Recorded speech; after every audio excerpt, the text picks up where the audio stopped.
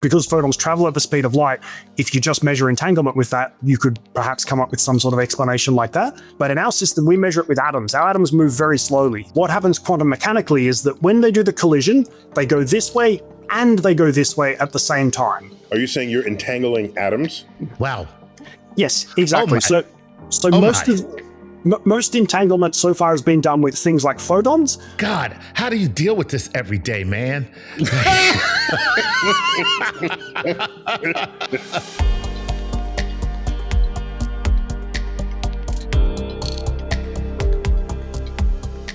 This is StarTalk, Cosmic Queries Edition. What is the subject? Quantum entanglement. Chuck, are you ready for this? Never. I mean, I'm just going to be honest. Haven't you and I been quantum entangled for a while? Yes, without a doubt. Anytime you feel pain, Neil, I feel it immediately. Oh, there you go. That's how that works. You see? You see? Now, I have like a storybook understanding of quantum entanglement. So to really get to the bottom of this, we combed the world to find somebody who actually works in the field. And we found a physicist at the Australian National University, ANU, at the Research School of Physics there. And that would be Sean Hodgman. Sean, welcome to StarTalk. Thanks a lot for having me. Nobody doesn't like quantum entanglement. Everybody's into it. And we have a million questions. Before we even get to the queries part of this episode, we have questions of our own. I have questions of my own. And so let's just come right out of the box and tell me what you publish papers on. What is it you do? Yeah, so my group works on a whole range of experiments. Our particular apparatus that we work on involves making helium atoms really cold. So we take them and we cool them down to almost absolute zero. So absolute zero is as cold as you can get when there's essentially no motion in the system. Again, remembering that thermal temperature is basically just random thermal motion. We take all the motion out of the system and we make it really cold. The temperatures we get to are a millionth of a degree above absolute zero. I'd say that's cold. Okay. Yeah, it's super cold. Sean, listen, man, you're almost there. Okay. Keep at it. Keep trying. Yeah, keep at it, man. Keep at it. You're almost there, man. Helium, we're familiar as a gas that you can inhale out of a balloon in a birthday party. Remind me, it liquefies around 3 degrees. Is that correct? So normally at normal pressure it would, but because we do it in a vacuum system, we keep it in the gaseous phase. So it's still a gas at these really cold temperatures, just at really low density. Whoa, cool. Okay, and so why the hell do you do that? Yeah. Well, I mean, we ask ourselves that question too sometimes. But yeah. So the purpose of this, at these cold temperatures, all the atoms will form a single coherent quantum state called a Bose-Einstein condensate. So that's where quantum mechanically at low temperatures, so really cold, and when atoms are moving really slowly, they don't behave like these little billiard ball situations that we like to think of. What they actually behave like is they become these fuzzy, smeared out quantum blobs. And at these temperatures, they all become essentially an identical quantum state, which is very similar to a laser, where a laser is the same for photons. Is this the same thing as you cool it down, its effective wavelength increases? Exactly, yeah. Is that a fair way to say that? And so that the wavelength is so long, they're all just sharing the same wavelength? And so they have a hive mind at that point? Is that a fair way to characterize this? Definitely. So the reason we don't see these quantum effects of particles behaving like waves at normal temperatures is because their wavelength is too small to actually see. Once you get to the temperatures that we cool them down to, then they form this single quantum state, and their wavelengths are actually, it's macroscopic. So it's inside the trap, it's maybe 100 micrometers, so 0.1 of a millimeter. I'm not great on inches, so for your American inches, I'm not quite sure. Well, it's interviews over if you don't know inches. But yeah, and when we drop the atoms from the trap and release them onto our detector, so they fall nearly a meter, and in that distance they expand, and so by the time they hit the detector, they're actually sort of centimeters big. And so we have a quantum object that is on the centimeter scale by the time it hits the detector. That's amazing. And when you say blob, what kind of structure? Because in a gas, it's almost random, like, they're just sliding around everywhere. But, in a structure, sometimes it's like a lattice so what does the quantum state look like? Yeah. How do they look like compared to each other? Yeah. So because they're all identical, they're essentially an identical particle. So it's basically just one state that just looks a very smooth sort of blob, essentially.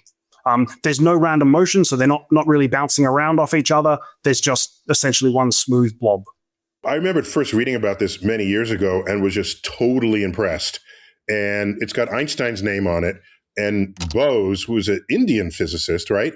And we credit him for the word we use for bosons, the particles. Is that right? Yeah, exactly. So the particles we cool down are bosons. We can also cool fermions, and they do a whole completely different set of physics. But yeah, there's the two types of elementary particles are bosons and fermions. And for Bose-Einstein condensates, we use bosons, which, were named after the Indian physicist Bose, who came up with the statistics to describe them and to describe this state of Bose-Einstein condensation. No, Einstein was not a fan of quantum physics. So why did he get something named after him? What's up with that? Yeah, I mean, it's kind of funny that Einstein, he essentially was one of the inventors of quantum physics. It was his blackbody radiation paper that came up with a lot of the initial physics stuff. What he had a problem with was some of the aspects of physics, and kind of the interpretations of quantum physics were what he really struggled with a little bit. Some of the things such as entanglement. So he didn't like the fact that when you have an entangled system, if you have two particles, it essentially means that if you take two particles and you separate them, if you measure one of them, you'll instantaneously know the state of the other. And this is what Einstein didn't like, because that implies that something travels faster than the speed of light, which famously violates one of his other famous works on relativity. And so he really didn't like that. And so he worked hard to sort of say that, well, quantum mechanics must be incomplete. There must be a way that there must be some information that we're missing here. And it was only sort of maybe 30, 40, 50 years after that we're actually able to prove that, no, that really is how the world seems to work. Yeah, so Einstein was wrong in his assumption that it's incomplete, I guess. Or maybe it's still incomplete philosophically, but everything works. So, no, right? I mean, he was just upset because it made his suppositions look stupid. That's what was wrong. He was like, don't you know I'm Einstein? Do you know how smart I am? This can't be the case, because now everything that I figured out in my physical representation of the universe can't be. So guess what? No. The Chuck account of the history there. So Sean, where does entanglement come in to this Bose-Einstein condensate? The Bose-Einstein condensate, we essentially just use as a source for our experiments on entanglement. So what we do is we take our condensate, we split it in two, and we collide the two parts of the condensate together. So we basically give one half of it a kick with a laser beam, and then it collides with the other half. And in those collisions, you get all these individual pairs of atoms from each of them will collide off each other, and they could go in all sorts of different directions. Let's just focus on two of the directions they could go. So if you have two atoms, I can probably do it with, I normally do this with a couple of coins. So if you have imagine these coins are the atoms, you bounce off each other. They could either go that way or they could go that way. Okay, so either this way or that way. And classically, if we think of them as little billiard balls, they could either go this sort of up or down. It doesn't, they do either of those. And you do the experiment, they go this way, you measure it, or they go this way and you measure it. Now, quantum mechanically, that's not what happens. What happens quantum mechanically is that when they do the collision, they go this way and they go this way at the same time. The atoms go both ways. However, when you measure it, there's only still two atoms in the system. We're not creating matter here. We're not creating anything. And so when you measure it, you'll only either get northwest, southeast, or northeast, southwest. But until you measure it, the atoms have gone both paths, and that's what entanglement is. That's the entanglement. Oh my God. Okay, so now I've only ever heard of entanglement with regard to particles, and now you're describing an entire atom. at those temperatures, the hydrogen nucleus will have its complement of electrons. So you've got a whole freaking atom here. And are you saying you're entangling atoms? Wow. Yes, exactly. Oh so most entanglement so far has been done with things like photons, which is a very elementary particle. It's just a excitation of light. But like you said, Neil, I mean, a helium atom is quite complicated. It's got a nucleus, which has 2 protons, 2 neutrons. It's got 2 electrons whizzing around that. And now we're taking 2 of these and we're entangling them together. First of all, that's crazy. Based on everything that, so far. So now you're starting to see where Einstein was coming from. Yeah, I am. I'm you're in good company, Chuck. Okay. Yeah. Damn. That's kind of insane. Mm-hmm. So now, all right. Here's how long do they stay entangled? Because that's a big contest out there, right? I mean, I remember reading some papers about what they were doing in China, where they had 2 entangled particles. One was in orbit and one was in a lab. And so it's like, how are they doing this? And what are they after? Is it distance or is it time? Or do you have to make sure nobody messes with one of the particles? So you have to make sure it stays isolated. What are the conditions to sustain this? Yeah, that's pretty much all correct. So you can so in our case, we're entangling our particles in momentum or in the path that they travel, so the direction they go. And that's really hard to keep your particles entangled, because if they go slightly differently from that path, so instead of going northeast, southwest, they go slightly towards northeast, say, then you're no longer going to be entangled because you've now gone on a different path and you've broken the symmetry of it, I guess. Yeah, you might you might collapse the entanglement or degrade it to an extent. So our particles don't stay entangled for long. It's our whole experiment's about a millisecond that we do this entanglement for. A millisecond is not a millionth of a second, even though it sounds like it should be. Millisecond would be 1,000th of a second, correct? 1,000th of a second, exactly, yes. Right, yep. Like a millimeter is 1,000th of a meter. So a millisecond is 1,000th of a second. Okay, so these are not very long. That's a eternity on a quantum scale. It all depends on your perspective. Right. Yeah. Is there a long-term goal for this experiment, or is it sort of an existence proof that you can entangle atoms? Yes. Yeah, so this particular experiment that we did, it was kind of a demonstration that we could do this. So there's been a lot of entanglement previously done with photons. There's been some entanglement done with atoms as well. But the entanglement that's been done with atoms hasn't involved external degrees of freedom. By external degrees of freedom, I mean basically the fact that it moves in different paths, so things like momentum. Previous experiments have just been things such as spin. So you might put it in a superposition of being in different states, but they stay at the same place. And so ours was the first experiment that showed momentum entanglement with atoms. And the reason why that's interesting is because one of the things you might want to look at atoms for over photons is that atoms interact much more strongly with a gravitational field. And so potentially we could look at effects such as how does gravity interact with entanglement down the track we're talking about. And so that might open up avenues to explore things such as quantum gravity theories. It's not that gravity doesn't interact with the photons. It would just be much harder to measure, right? So whereas a tangible particle, you've got something whose path you can track, I guess. Is that what's going on there? Yeah, exactly. It's a much stronger interaction. Streaming on July 23rd, Star Trek Strange New Worlds returns with a brand new season exclusively on Paramount+. Get ready to boldly go one step closer to where it all began as Captain Christopher Pike and the crew of the USS Enterprise embark on thrilling new adventures across the galaxy. As they journey to strange new worlds, they battle inner demons and external threats, encounter colorful new characters, and reunite with familiar faces.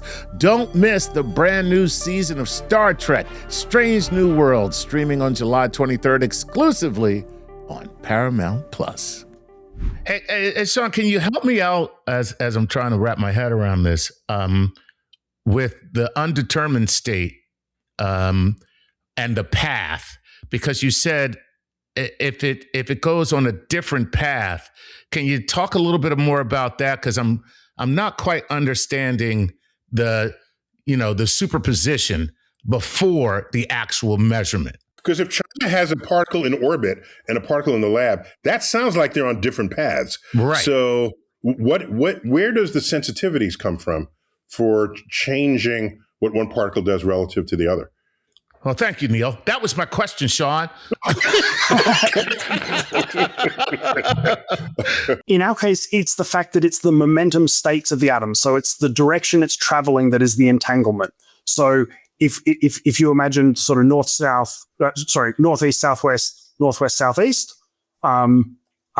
pairs, then you can imagine that it's the fact that the atoms are either going northwest, southeast, or they're going northeast, southwest, and they're going those two directions at the same time. Now, what's happened with previous atoms is you'll have an atom sitting somewhere, and then you'll have another atom sitting somewhere, and you'll use photons to communicate between those two and to flip the atom into a particular state. So it's still sitting there, it's doing whatever it's doing. It might be orbiting the Earth, it might be sitting in a lab, which is, of course, rotating.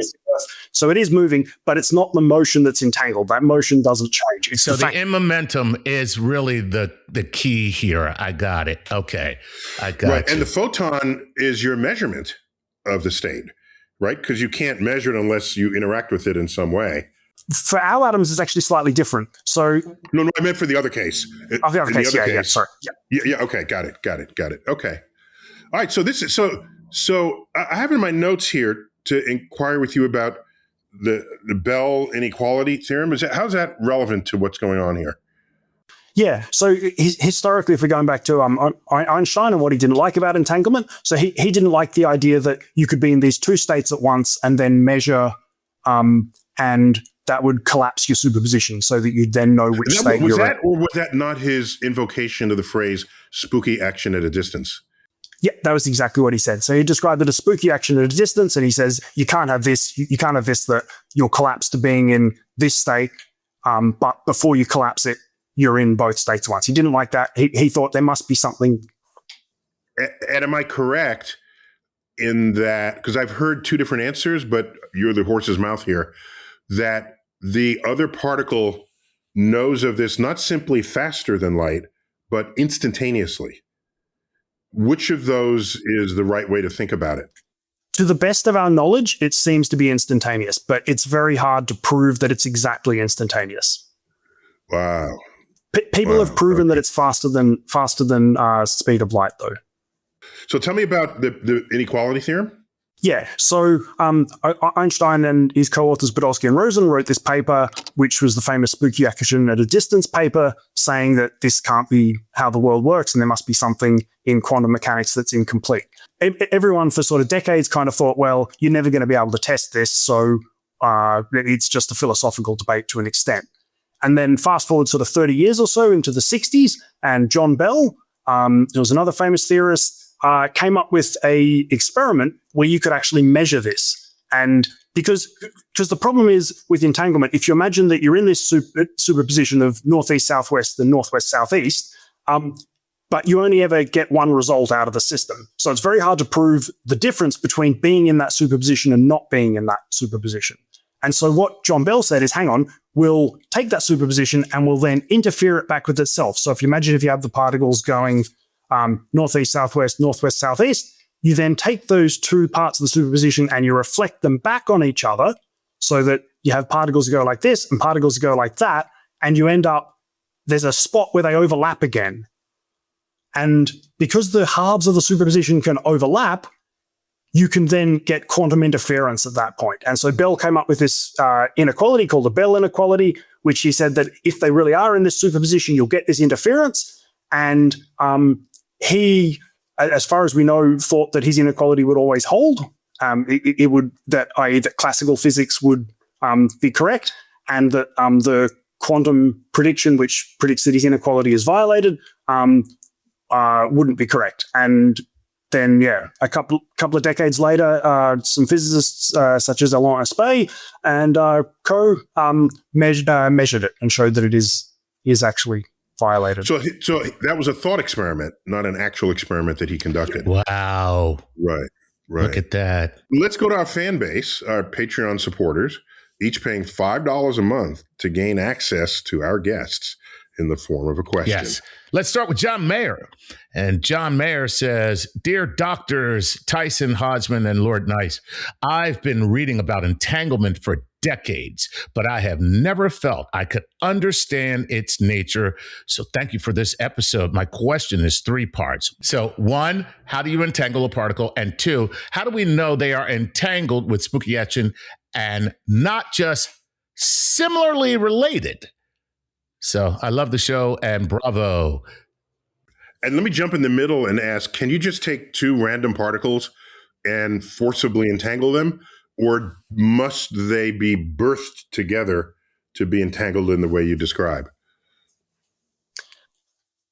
So you need to, just to Neil's, I'll go to Neil's point first. So you just need some way that those particles can be identical. So they don't. In our case, we used identical helium atoms, but you wouldn't need to. For instance, if you had non-identical particles, you could just collide them off each other, and one would go one way, the other would go the other way, and they'd be in a superposition of, say, let's again, we'll go back to my coins. Say we have sort of a red and a blue particle. You could collide. So red goes one way, blue goes the other way, or blue goes one way, red goes the other way. That would be fine as well. You can entangle a red and a blue particle. Yeah. Yep. Did not know that. I thought they had to be kind of sort of symmetrically identical, with just complementary elements like spin or whatever. So that's interesting to me. Okay. So in practice, how are you entangling particles? That's the first question, right, Chuck? Yeah. Yep. Yep. So in practice, that's we take one particle and we give it a kick and we collide it with the other particle and they bounce off each other. And then you get in this superposition of the particles going, as we're talking about, northeast, southwest or northwest, southeast.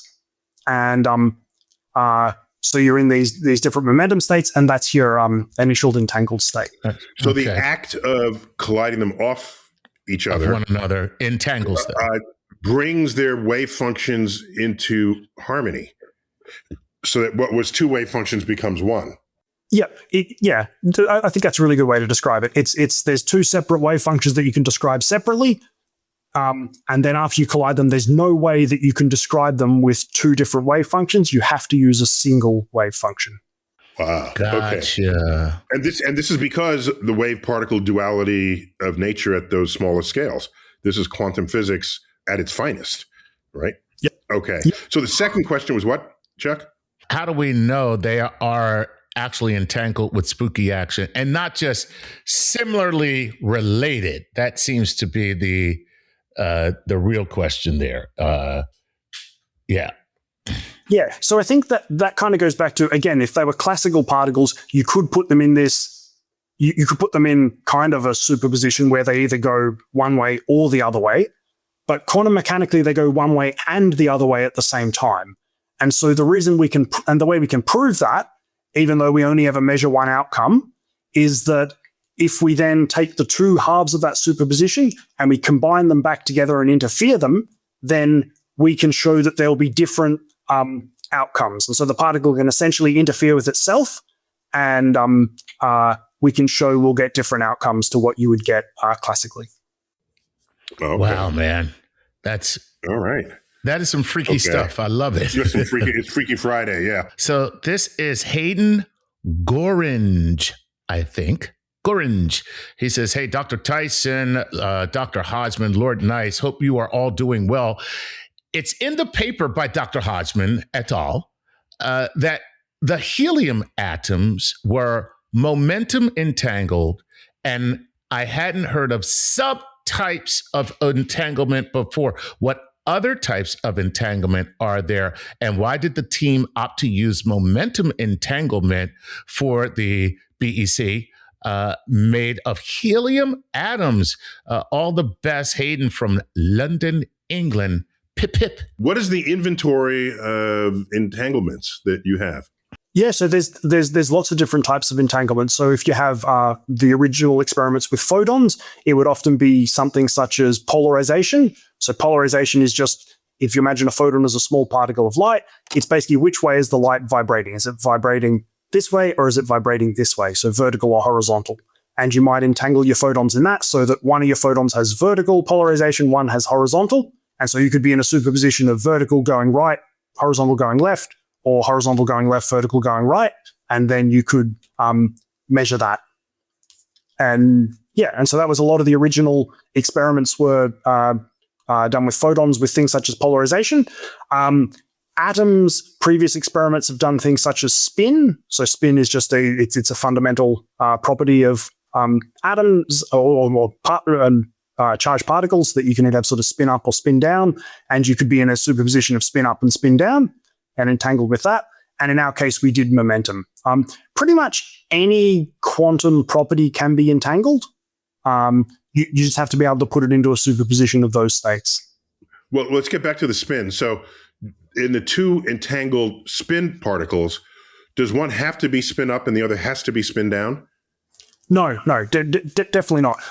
As physicists, we tend to use a shorthand that if there's any system that is a two-spin system, you'll call that spin up and spin down because that's how we tend to learn about it in undergraduate physics, and we tend to just stick with that way of writing it all the way through. Yeah. So for instance, in my lab, we've done previous experiments where we've used a spin 1 and a spin 0 state of helium, and we've entangled them.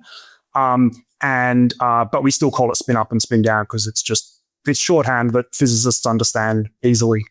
Because when I think of quantum particles, I think they have complementary quantum states, but that's not the case. They can have any quantum state.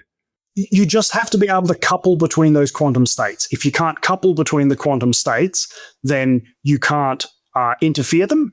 So if you can't change the state, coupling just means changing. So if I can't change controllably from spin 1 to spin 0 or spin up to spin down or horizontal to vertical polarization, whatever your entanglement parameter is, or in our experiment, it's momentum. And so as long as you can change coherently between those states, you can get entanglement and show that you've a show of Bell inequality violation. Okay. Wow. Look at that. That is mind-bending stuff. I did not know that. Okay. Bring on some more. He says, hello, Dr. Tyson, Dr. Hodgman. This is Jonas Williams from New York City. My question for you: has the study of quantum entanglement and subatomic particles changed or influenced how you understand reality? I like that. Oh. I like that. If you're not purposely entangling particles, is that something that could happen to them by natural causes? Oh, definitely. Yeah. Entanglement can happen all the time. It's just that it's because it happens on such a small scale. We normally don't see the effects of it. And so, yeah. And I think that's, so back to the question for me, it's really weird. And I think a lot of us who have studied quantum mechanics, when you first encounter it, whether it's in an undergrad or high school or through a podcast like this, when you first hear about these quantum features, you might think, yeah, that sounds really weird. That can't be how the world works. It's not how our brains have evolved. Our brains have kind of evolved to be used to sort of, I don't know, throwing things at animals, I guess, which is a very classical way of looking at the world. And if I throw a cricket ball, baseball in America, if I throw a baseball, let's say, it's not going to be in two places at once. It's not going to go two directions at the same time. And so when we read about quantum mechanically that a small particle, which we like to think of as just a smaller ball, when we read that can go both directions at once, we just sort of think, oh, well, it must be some mathematical trick. And the fact that we can actually do these experiments to show, no, at the very small scale or very cold, this is how the universe works. It's a bit mind-bending, right? Yeah, without a doubt. To summarize, because it happens on these microscopic scales, there's no macroscopic manifestation of entanglement that we experience. Yeah, that's correct. Because we're just trying to not get eaten by the lion, and that doesn't require quantum physics to accomplish. Are they forever separated, the quantum and the macrophysical, or is there a possibility that there is a point of crossover? Yeah, that's a really good question, and that's a really active area of research at the moment. That because clearly at the small scale quantum works, at the large scale quantum doesn't. But there's got to be somewhere in between. There's either must be a hard point where they stop working, or maybe it's a fuzzy boundary. A lot of the research we're kind of seeing these days is that there might be a fuzzy boundary where you just kind of get less and less quantum and more classical. Wow. All right. God, how do you deal with this every day, man?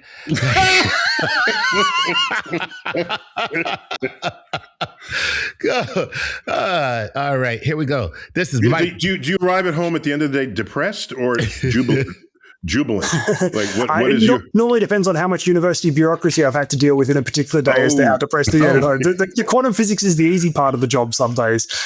Wow. So, as they say, the administration is a new kind of subatomic particle called the morons.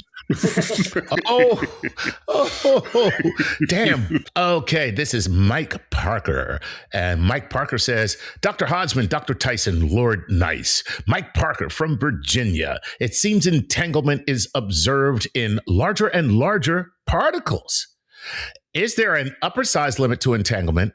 Could there ever be a way to use particle entanglement for instant long-distance communication or other practical purposes? This is the question that every sci-fi fan wants to know, man.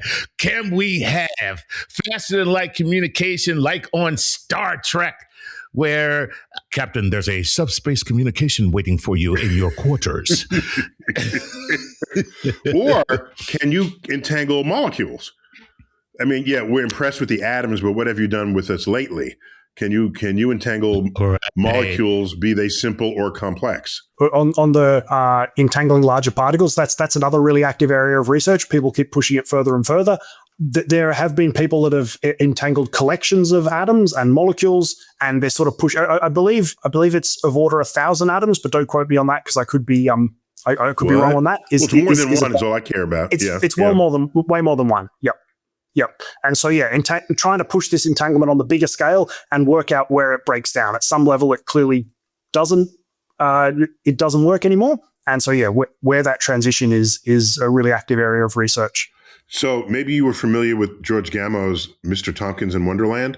I don't know if I'm a little older than you, so I don't know if this was around in your day, but George Gamo, Wonderland was a place where the laws of physics were different simply by the physical constants being different. So in one of them, the speed of light is like 60 miles per hour, right? And so you're driving down the street and then you see these relativistic effects just by approaching the speed of light as your speed limit on the road. One of them was they changed the value of the Planck's constant so that macroscopic objects would feel quantum phenomena. Like you'd walk through the door and you'd like diffract as you went through the door. It's fun to think about how that, if you have a knob that could tune it, what different things would happen to you. Or we just simply develop a new sense of what the world is, right? Like you said, we throw the ball and it follows one arc.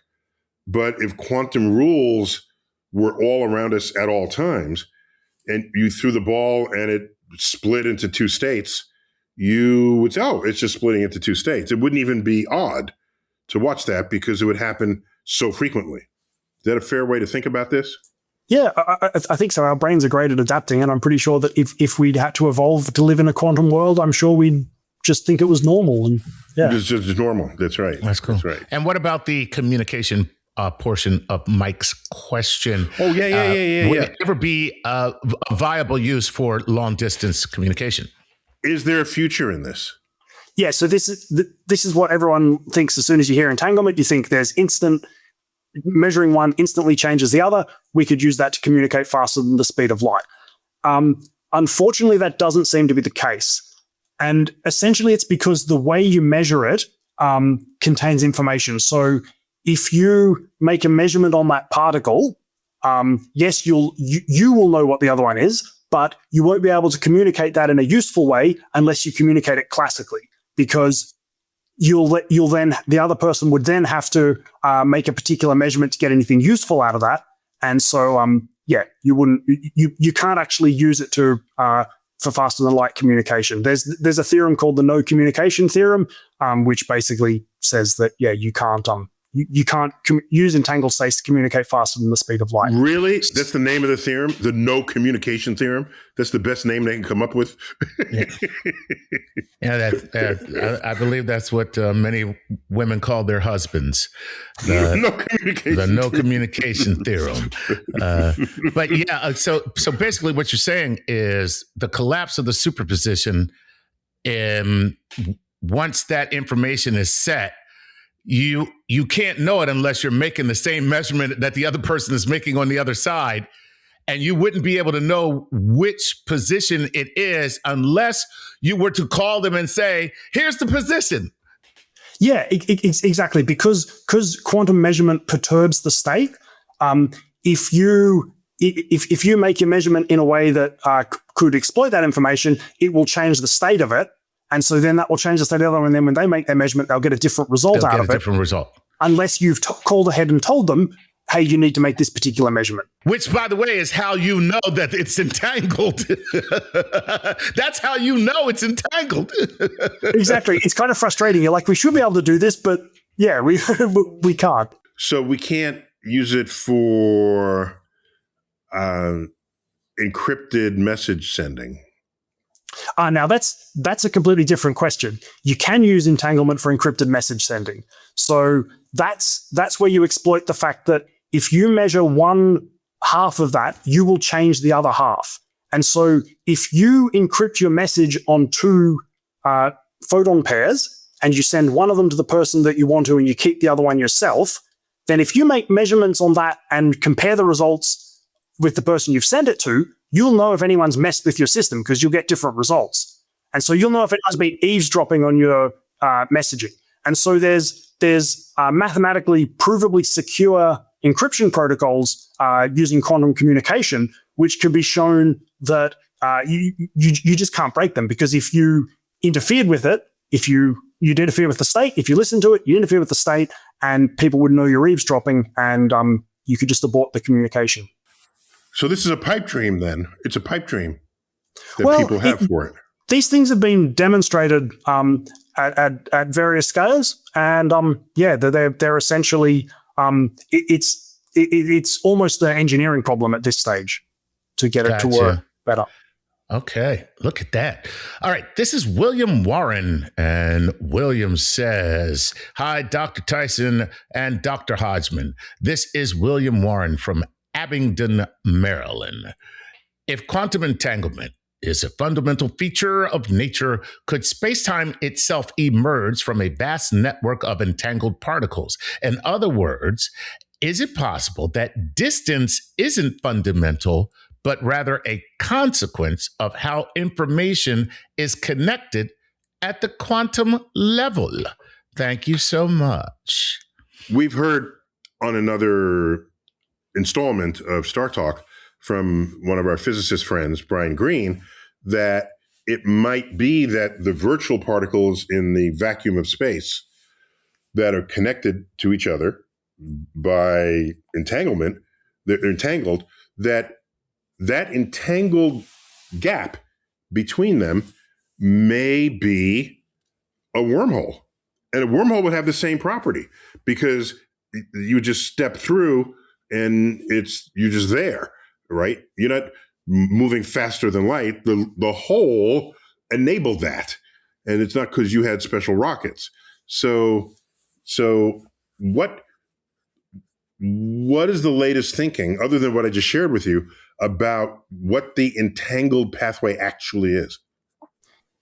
Yeah, wow. This is you got to remember, I'm only a dumb experimentalist. I basically make measurements and show what the world does. You're a dumbass experimentalist. Okay. Yeah, I would certainly defer, thinking on that to things such as to the experts like Brian and co, because that's kind of a bit beyond what we're working on. It certainly sounds like a interesting take, but I'm not really sure, unfortunately. Sorry. Okay. Okay. But listen, we like that answer. Here, nowadays it's hard to get somebody to say, "Hey, I'm not that sure. Sorry." You know what I mean? Yeah, it's a really good point. I think it's a big part of being a scientist is you've got to learn to know what don't you know. And it's one of those things that the more you know, the less you know. It's kind of the reverse Dunning-Kruger effect, the Dunning-Kruger effect, but the less you know, the more you think you know. It's kind of the reverse. The more you know, the more you realize that, wow, there's heaps of stuff that I just don't know at all. And Dunning-Kruger, we get along very well. Very well. Dunning and Kruger, I know them. We have a great relationship. They told me I do the best Dunning and the best Kruger. All right. I think there's a value in saying I don't know and allowing people to understand that science is sometimes the answer is, well, we don't know. Absolutely. And that's different from him not knowing. They're two different. There's science doesn't know, and there's this I don't know. Those are two different things. Right. Yeah. And they're both the same for me.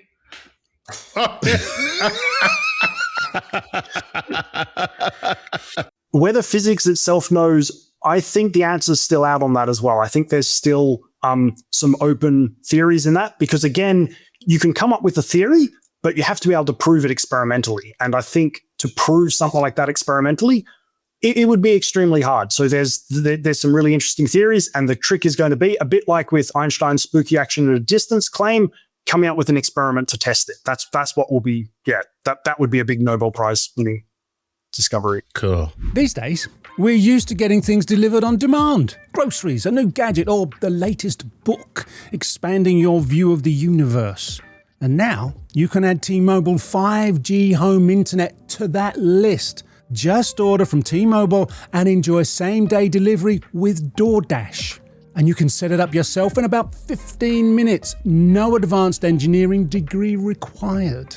That means more time doing the things you actually enjoy, like streaming a space documentary or going down a rabbit hole about exoplanets, asteroids, or whatever's pulling your curiosity.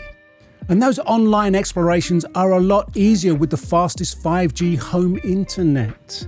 So, if you're moving into a new place or just ready to upgrade your connection to something a little more advanced, visit t-mobile.com/home internet to check availability and get your home internet delivered today. Same-day delivery for most internet-eligible customers. See if it's an option during checkout. Fastest according to Ookla Speed Test Intelligence data, second half 2025. All rights reserved. All right, let's go to Alejandro Guardado. And he says, he's from Hackensack, New Jersey. No.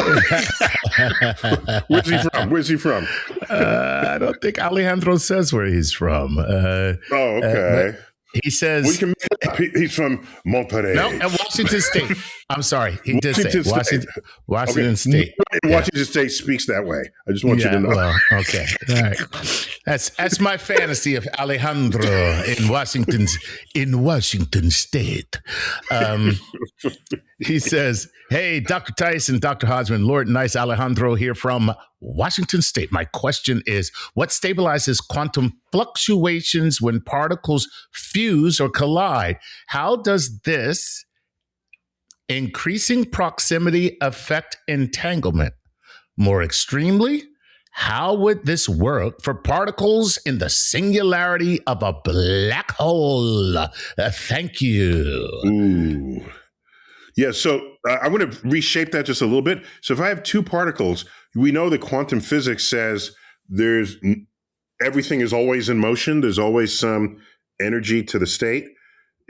Does that disrupt any attempt to entangle two particles? So in other words, can two particles natively break apart simply because of quantum fluctuations that are inherent in all particles in all systems?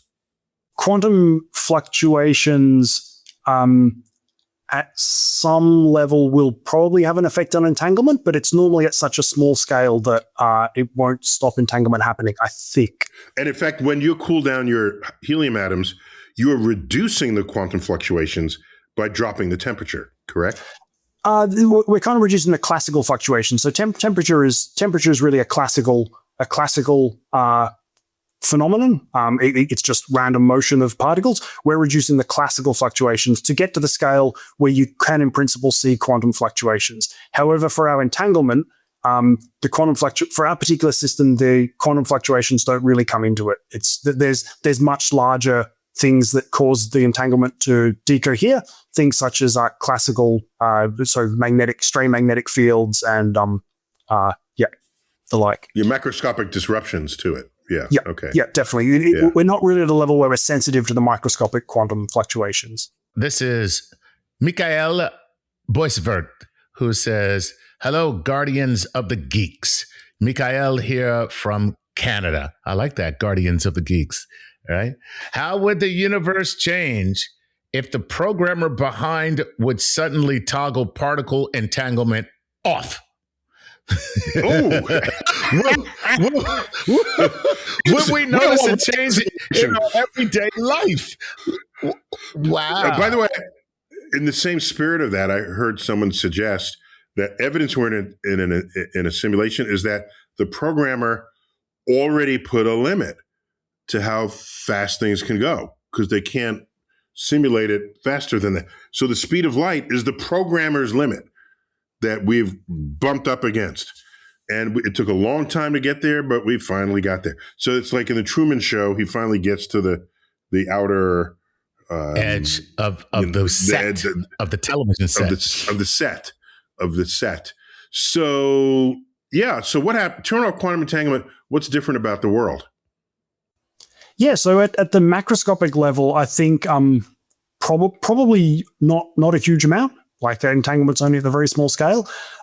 However, there are a range of processes that we're starting to have hints at that entanglement may be really important. There's some biological processes such as people are postulating the stability of DNA may be due to entanglement within the molecules itself. Navigation of birds. Some birds use magnetic sensors, and there's hints that there's quantum elements of that rely on entanglement. Migration of birds. Migration of birds, yeah. Navigation during migration is kind of what I mean. Like when they migrate, how do they know to go north? Yeah, how do they know which way to go? Gotcha. Uh-huh. And so there's thoughts of that, and even things such as I think photosynthesis is the latest one that they're looking at that may have elements. Now, I think the jury's still out on all of these. And again, it's not quite my area of expertise, but I believe the jury is still out on all of these as to whether it's definitely quantum entanglement enhanced. But there's definitely some evidence that's starting to point towards some of these biological processes. Quantum physics is really important, and entanglement in particular. And so, yeah, while at first glance you might think that if the programmer of the universe turned off entanglement, we wouldn't see any difference, it may actually be really important. Okay, very cool. I love the idea of photosynthesis and quantum entanglement. That sounds so cool.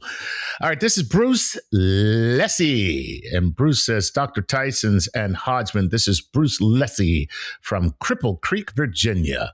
My question is related to entanglement and spooky action at a distance as Einstein phrased it. If space-time for a photo traveling at the speed, he said photo, but I think he means photon, traveling at the speed of light represents zero time experienced by the photon. Because at the speed of light, distance is non-existent. Why did Einstein have a problem with instantaneous communications between entangled particles? Nothing is at a distance for particles that travel at the speed of light. Yeah, so I'd say that's one of the reasons why it's really important to measure entanglement for things not just that aren't photons. So yeah, like because photons travel at the speed of light, if you just measure entanglement with that, you could perhaps come up with some sort of explanation like that. But in our system, we measure it with atoms. Our atoms move very slowly. We give them a kick and they move at several centimeters per second. Let's call it an inch per second for you Americans with your freedom units. Yeah. So 3 centimeters per second. Oh my God. Freedom units. That's exactly what we use to measure the octagon on the White House lawn. Freedom units.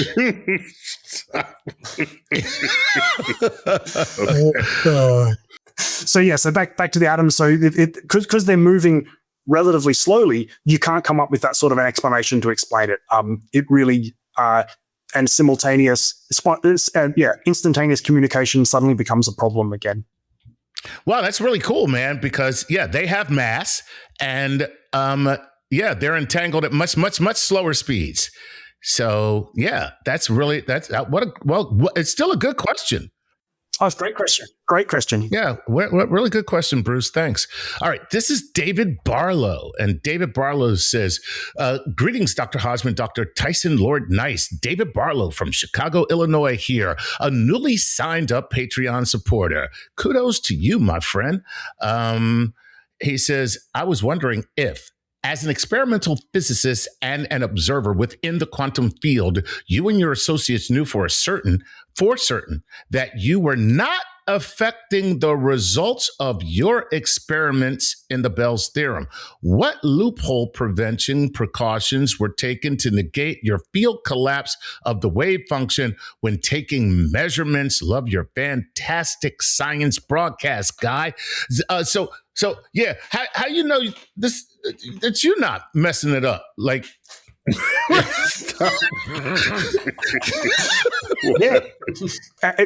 it could well be. That's that you always have a big doubt that did we just do something wrong and measure something? That's why we have to do sort of rigorous and multiple tests and for the scientific method in general, it's part of the reason why you have to publish these papers that other scientists can then go, hang on, did you think about this? Did you try turning this off? Did you try turning that on? And it's an important part of the process. For our particular experiment, so maybe I should just briefly cover what loopholes are that are referred to there. So with Bell experiments, there's these things called loopholes, which are basically ways that people come up to say, well, maybe to still preserve locality, to still preserve the fact that you don't have instantaneous communication. And so it can be things such as, well, maybe the experiment's conspiring in a way such that it only lets certain results through, or maybe maybe the observer is doing something, is communicating in a way. Maybe like if you set the interference on the two halves of the system and the measurement, if you don't set them after if you set them in a way that they could communicate with each other, maybe there would be some really weird theory that could explain that. And so all these loopholes have been closed with the experiments on photons. For our particular experiment, we didn't close all these loopholes. So our experiment isn't loophole free. In principle, you could make some of these criticisms about our experiment. However, the fact that they've been closed with photons means that we'd probably expect that they should also be closed for atoms as well. And part of the reason why we didn't close them was because a couple of them are technically extremely challenging to close with atoms, just because atoms move a lot slower than photons and they move over much smaller distances. And so, it's an ongoing area of work. It would be a good area of future work for groups like us. That's a damn good question. Chuck, we have time for a couple more. Cleo Fox. He says, hello, Dr. Tyson. My name is Cleo from Denver, Colorado. Modern quantum physics has achieved extraordinary predictive accuracy, but many of its foundational interpretations remain experimentally indistinguishable.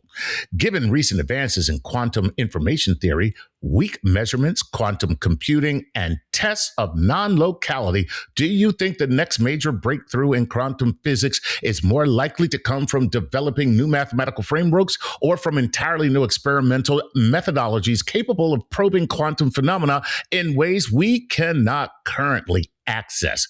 Put another way, are we currently limited by our theories or by the tools we use to test them?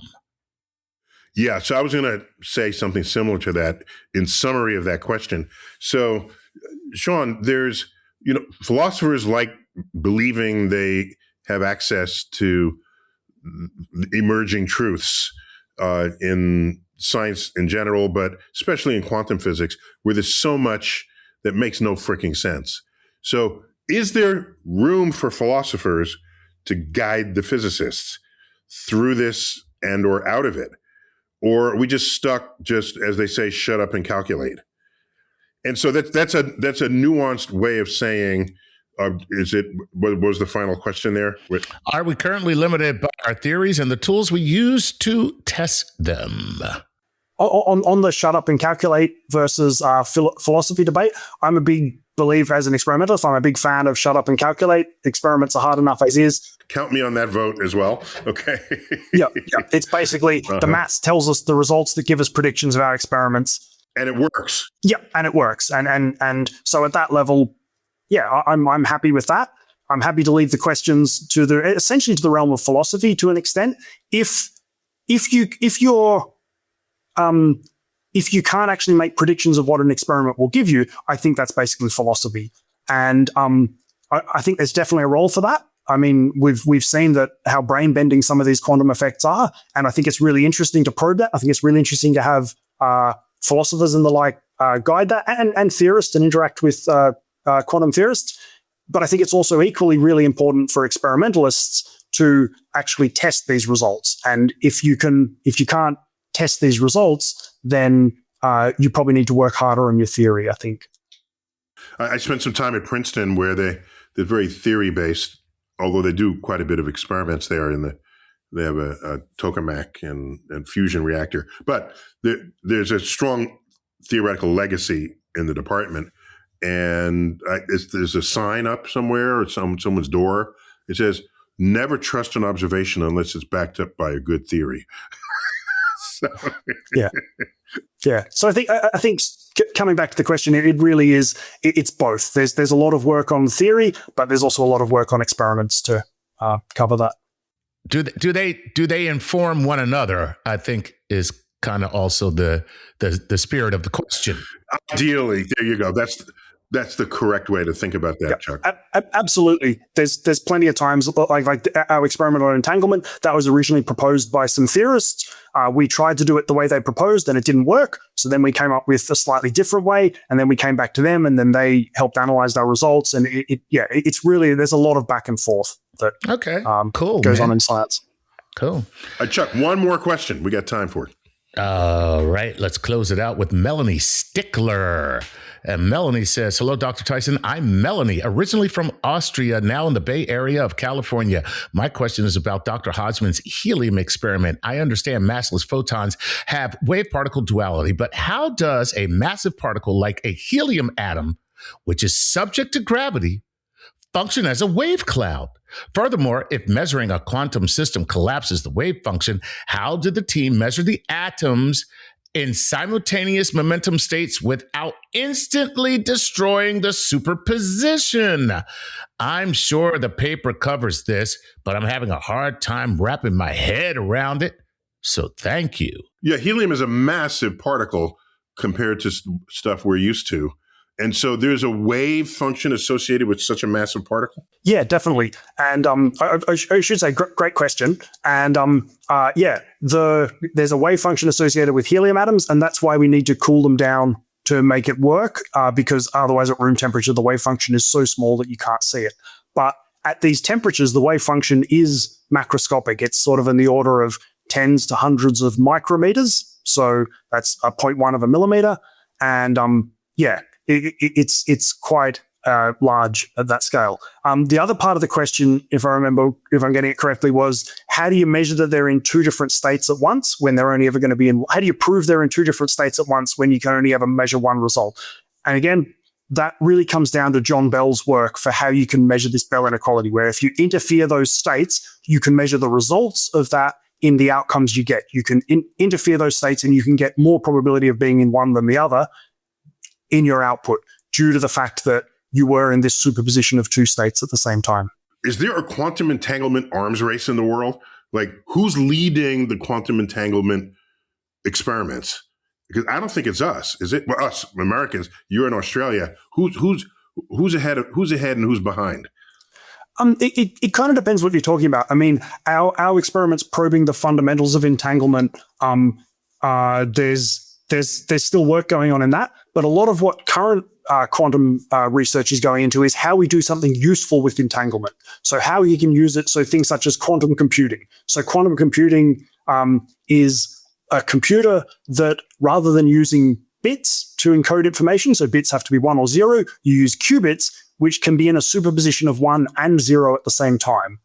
And then if you have multiples of these together, you can entangle the different qubits, And by the fact that you can have qubits in many states at once, for certain types of problems, you can probe many answers at once, even though you only ever get one result when you get out. And so when you do your final measurement.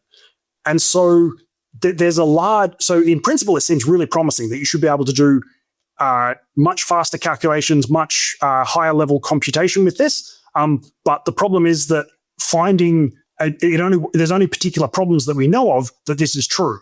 So there's a lot of work going into that.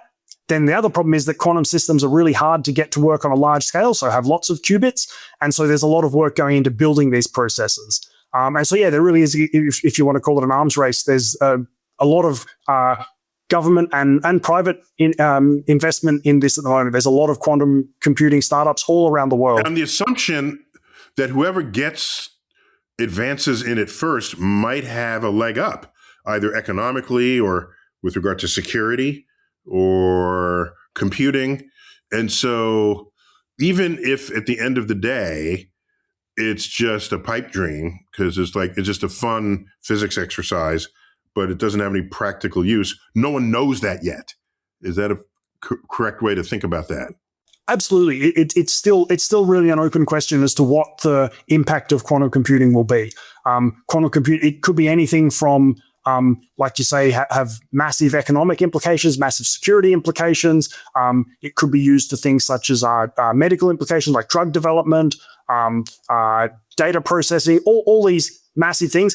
Or it could just be on a much smaller level, and that it's kind of a toy physics system that helps us advance physics, but may not have quite such a wide economic implication. And I think it's a really, really exciting time. I bet people said the same thing about quantum physics a century ago. Right. This is just a curiosity on the fringes of physics. We'll never have any use for this. But it's still fun anyway.